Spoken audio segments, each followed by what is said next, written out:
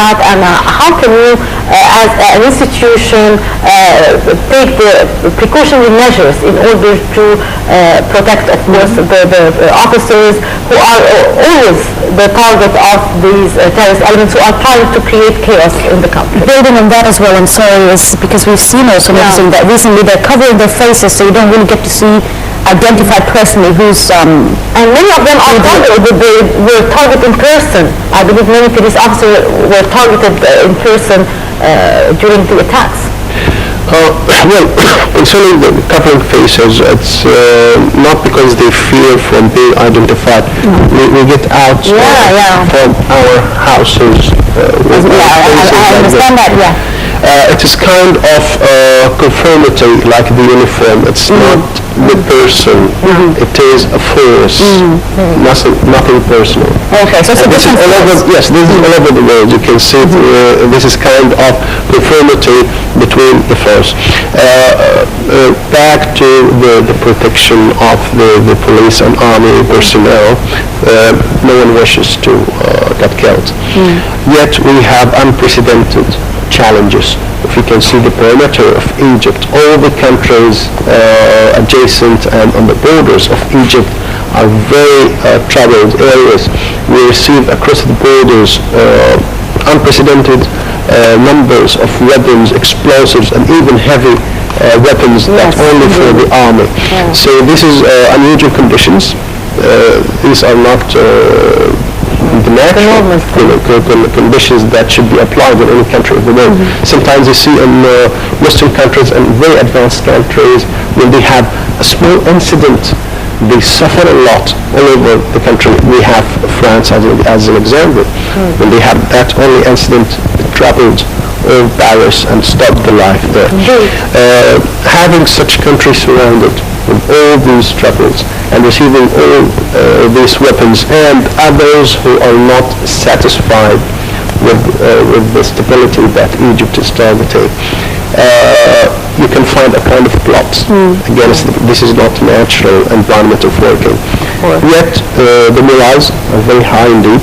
All the police officers, all the forces committed for not reproducing the events of 2011. We will not withdraw from the streets and leave our families and leave the civilians face the mobs. And this all the officers saying for the coming 25th of January, the people saying that will take to the streets. The officers are giving firm message that we will not leave our posts and will be there to the last soldier. But of course, the expectations of the ministry is saying that the day will pass as any other event. We expect isolated incidents on the usual places of demonstration to the Muslim Brotherhood, but we are not expecting massive demonstrations. Yes, and not threatening to the life of the Egyptians. Hopefully, because so of course many people are targeting the security of the country and are trying to create chaos in order to have their own benefits. Yes, of course. I think that the vacation of the mid-year of the students that they have lost for many years, I think they will enjoy it this time. Yes, hopefully. I'd like to also ask you, speaking of challenges, what you've mentioned earlier, now the terrorists have expanded their target attacks beyond security forces to targeting citizens in public places. We've seen bombs being diffused and placed in different areas, whether it's public, even near schools. And how does the Ministry of Interior deal with that, especially as Egypt is a highly populated country, several rural areas, and there's so many places that a bomb can actually be, placed in. How does the Ministry of Interior deal with the terrorists' change of plans and strategy? Well, at first they targeted the army and the police and said that we are caring for the people. We are doing this for the sake of the people because they thought they will restore power again, they come back to regime. I think when they became desperate of that and have seen all the Egyptians are not sharing them the same ideas, and they are not willing to restoring that time of the regime. Then they started to punish the people themselves, start to make the people feel that because you are supporting your government, now you have to suffer. Yes, now you have to suffer. We pay for that. To their astonishment, that the Egyptians are receiving all the applause and still believing in the government, believing that we have now trusted leadership of the state, and we have to pass this very critical period.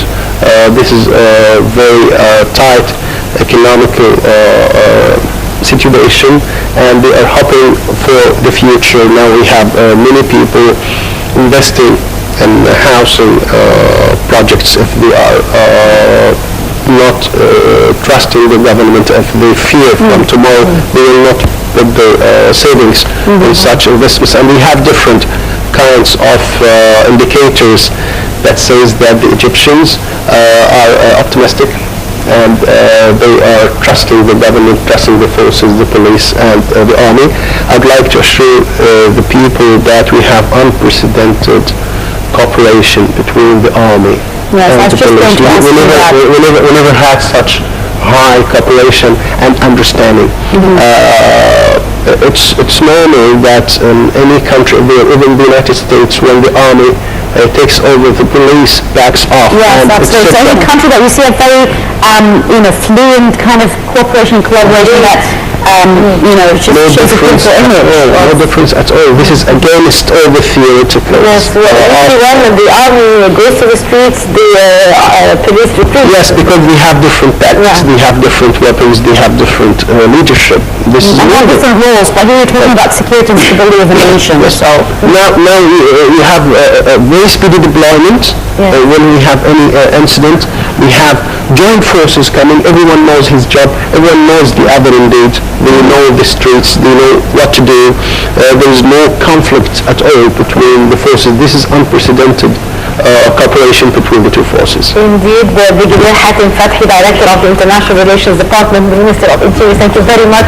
And we would like to thank all police officers for their efforts in protecting the nation and for sacrificing their soul.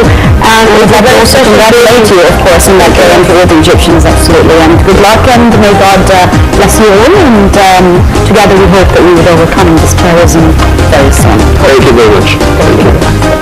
And now we'll go to a short break, and after that we'll be back to resume the segments of the breakfast show. So